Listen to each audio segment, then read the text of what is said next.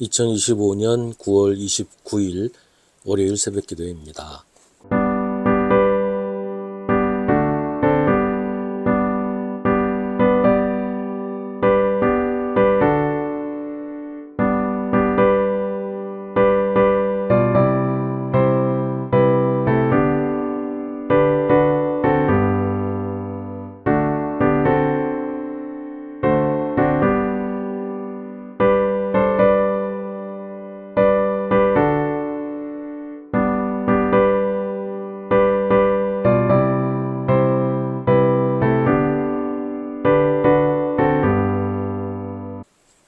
누가복음 18장 15절부터 30절입니다.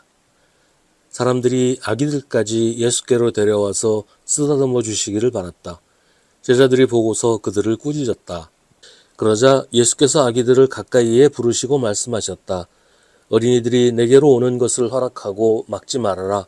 하나님의 나라는 이런 사람의 것이다. 내가 진정으로 너희에게 말한다. 누구든지 어린이와 같이 하나님의 나라를 받아들이지 않는 사람은 거기에 들어가지 못할 것이다. 어떤 지도자가 예수께 물었다. 선하신 선생님, 내가 무엇을 해야 영생을 얻겠습니까?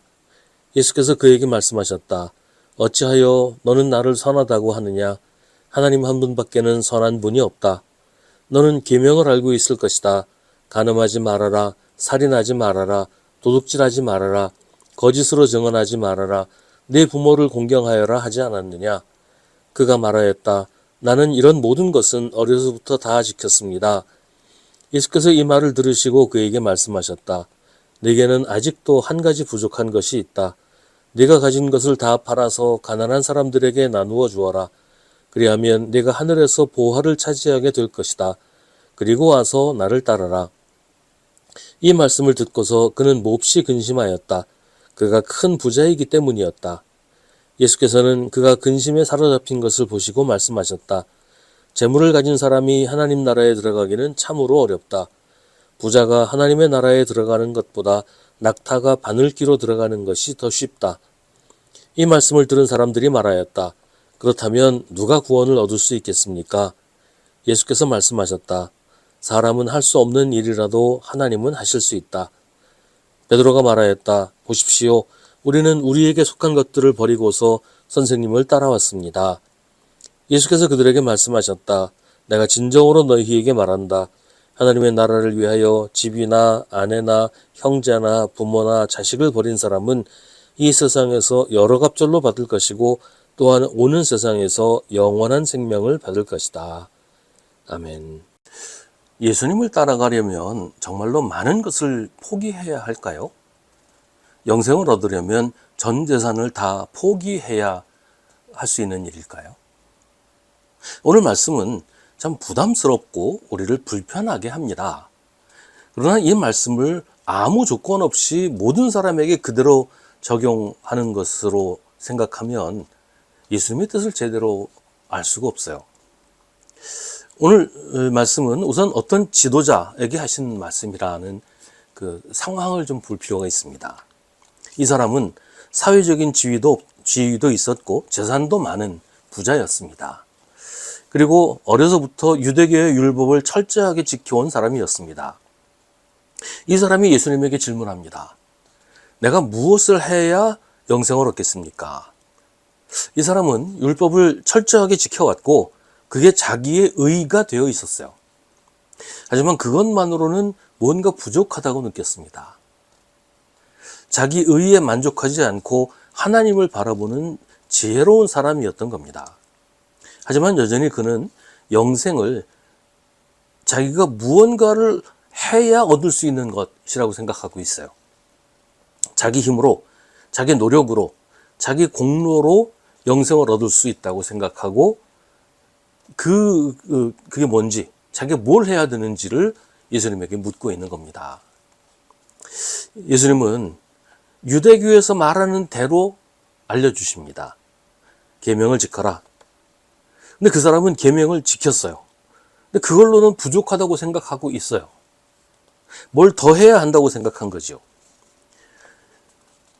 예수님도 뭘 더 하라고 하시는 것처럼 보이지만 사실은 뭐를 더 해야 영생을 얻는 게 아니라고 하시는 것을 우리가 발견해야 합니다. 예수님은 그 사람에게 가진 것을 다 팔아서 가난한 사람들에게 나누어 주고 그리고 와서 나를 따르라고 하십니다. 이 말씀을 영생을 얻기 위해서는 이렇게 해야 한다. 이렇게 하면 영생을 얻을 수 있다. 이렇게 이해하면 안 돼요. 가진 재산을 다 팔아서 가난한 사람들한테 주면 영생을 얻을 수 있을까요? 그러면 재산으로 영생을 사는 게 되잖아요. 아니면 가난한 사람을 돕는 게 영생의 길이 되는 거란 말이죠.